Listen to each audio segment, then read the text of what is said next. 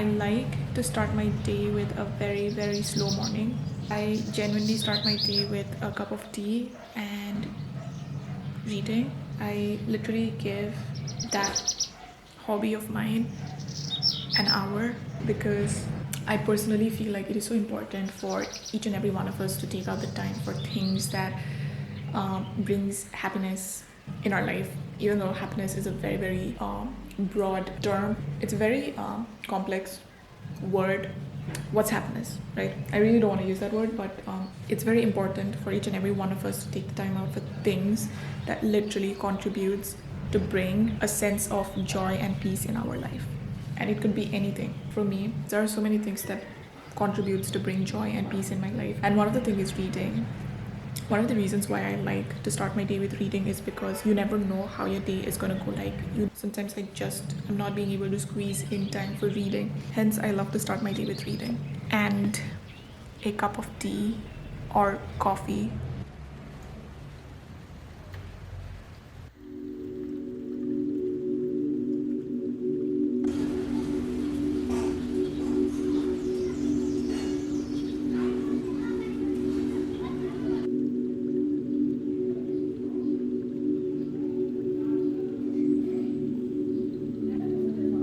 I'm wearing today full on beige.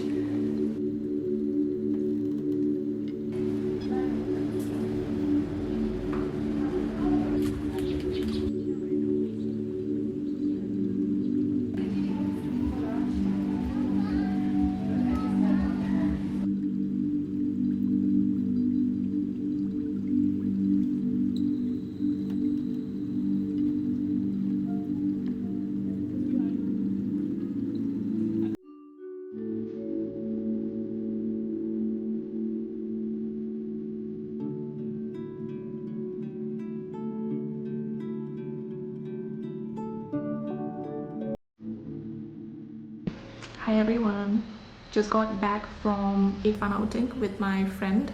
It was so rejuvenating for my soul. Sometimes all you need is that one cheesecake and that one friend. Anyway, how have you been? What are you guys currently reading? I actually have a book recommendation for you. Just got done with this book a few days ago. It's The God of Small Things by Arundhati Roy. Honestly, if there is one word that can describe this book, the feeling that I felt towards this book, it is magic. It literally is magic, okay? I just can't quite put in words how Arundhati Roy has simplistically and beautifully touched the themes on love, untouchabilities, law, innocence, and passion, all through the lens of one big family in Kerala. It's just beautiful. One of the things that really stood out to me was the dual narrative structure adopted by Arundhati Roy, as it deepened the emotional weight of the story. That's what intrigued me the most. One of the interesting facts is that the book was completed in the year 1997. She actually started writing it in the year 1922, if I'm not mistaken, and was completed in the year 1997, a year before I was born. And to be able to read it just feels incredibly special, like stepping into the world that existed before me, but still echoes with relevance today. Love it. I'm gonna give it 5 on 5. And the book that I'm currently reading is Girl with a Pearl Earring. Loving it, and simultaneously I'm also reading Bodily Secrets. Also, I purchased this book at a book fair where normally you get second-hand books, if I'm not mistaken.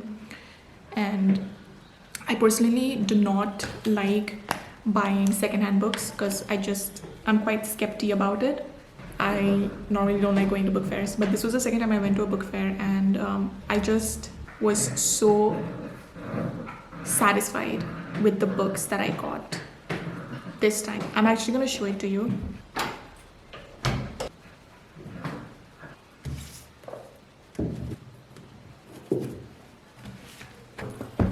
Mansfield Park by Jane Austen.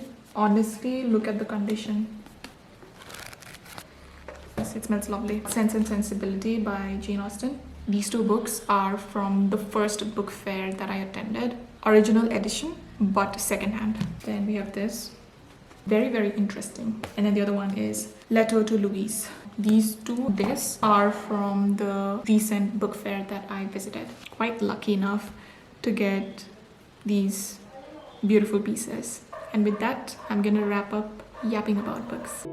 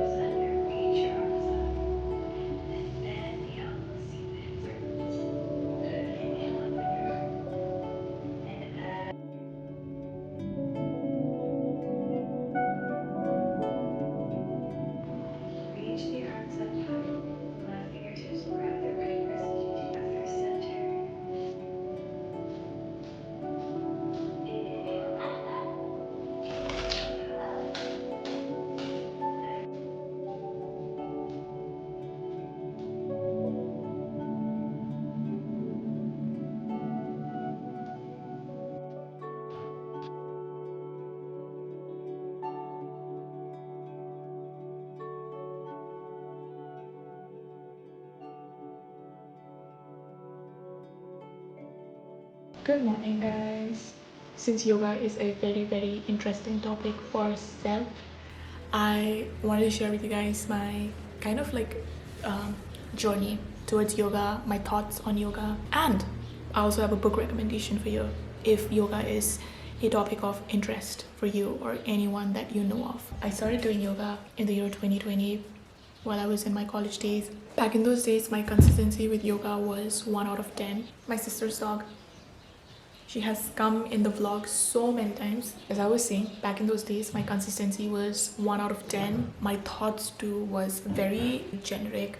I started showing interest in yoga because of flexibility. That was one of the main reasons why I wanted to get into yoga. I wanted to acquire the flexibility that comes with yoga at some point.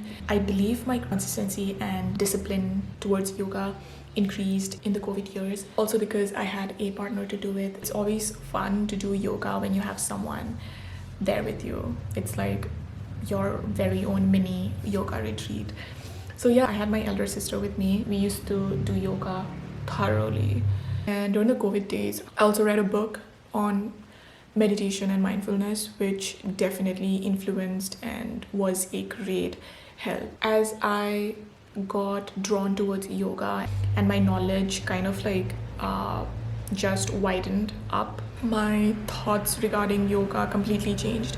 I no longer viewed yoga as a goal, as in like to acquire this pose is my goal or becoming flexible. Basically, my goal towards yoga just changed. I no longer had a goal to acquire a pose. I no longer had a goal to become flexible in yoga and things like that. I view yoga as a source of self-love for myself, getting to know my body, my mind, and my soul. So basically changed the whole lens that I was using to view yoga. The goal of yoga is not the pose.